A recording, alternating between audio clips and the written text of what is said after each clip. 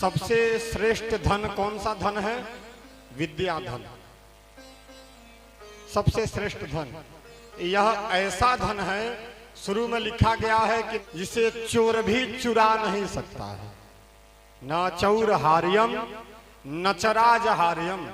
आज अगर आपके पास 5 BMW कार हो जाए तो सरकार टैक्स लगा देगी, परंतु अगर आपके पास 5 ग्रंथ याद हो जाए तो सरकार भी टैक्स नहीं लगा पाएगा, उल्टे में आपको सम्मानित करेगा कि आप इस भारत के धरोहर हैं। चोर भी जिसे नहीं चुरा सकता, न चोर हार्यम, राजा भी जिस पर टैक्स नहीं लगा सकता, न चराज हार्यम, और सबसे बड़ी बात न भ्राति भाज्यम, भाई भी बंटवारा नहीं कर सकता। न चौर हार्यम न चराज हार्यम न भ्राति भाज्यम न च भारकारी।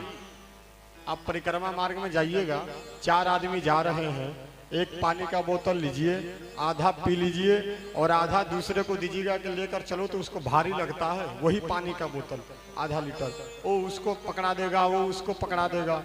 परंतु विद्या एक ऐसा धन है, चाहे वो जितना इस खोपड़ी में आ जाए भार नहीं लगेगा और हल्का लगता है। कोई भी चीज टीचर बोले याद करके आओ, जब तक याद नहीं होता तब तक दिमाग भारी रहता है, और जब याद हो जाता है तो हल्का हो जाता है। न चौर हार्यम न चराज हार्यम न भ्राति भाज्यम न च भारकारी। जिसे न चोर चुरा सकता है, न राजा टैक्स लगा सकता है, न भाई बंटवारा कर सकता है, और न शरीर पर बोझ ही होगा। और सबसे बड़ा फायदा विद्या का, ब्रह्मांड में कोई भी ऐसा धन नहीं है जिसको बांटने के बाद न घटे, सब घट जाएगा। आपके पास 100 रुपया हो और अगर 100 बांट दे तो आपके पास 0 हो जाएगा। परंतु व्यये कृते वर्धत एव नित्यम, रोज आप जितना बांटिएगा उतना बढ़ेगा। विद्या में ऐसी खूबी है, इसलिए ग्रंथों में ग्रंथाकार ने लिखा है कि विद्या धनम सर्वधनम प्रधानम। विद्या धन ही सभी धनों में सबसे श्रेष्ठ और प्रधान धन है।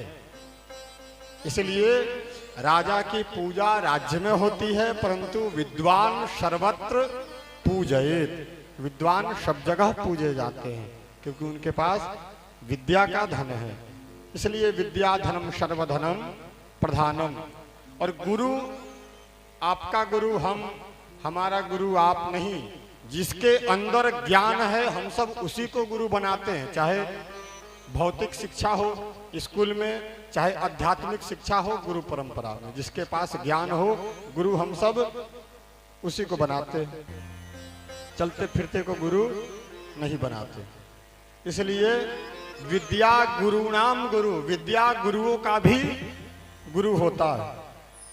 और विद्या बाहर जाने पर भाई जैसा व्यवहार और सलाह और सहायता करता है। जैसे हम छोटे हो और बड़ा भाई संग में जा रहे हो तो कौन जगह कितने किलोमीटर पर है, कौन सा ट्रेन किस प्लेटफॉर्म पर आएगा, हमको जानने की जरूरत नहीं है। भैया बाह पकड़ करके ले करके चले जाते हैं।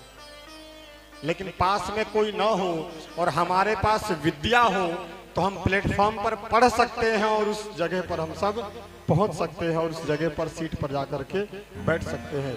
इसलिए विद्या बंधु जने विदेश गमने, विद्या भाई के समान है अगर हम बाहर जाते हैं तो। इसलिए पढ़ाई बहुत जरूरी है, शिक्षा शास्त्र बहुत जरूरी है। नहीं तो कोई भी मूर्ख बना देगा कि इस प्लेटफॉर्म से ट्रेन जाएगी और आपकी ट्रेन छूट जाएगी।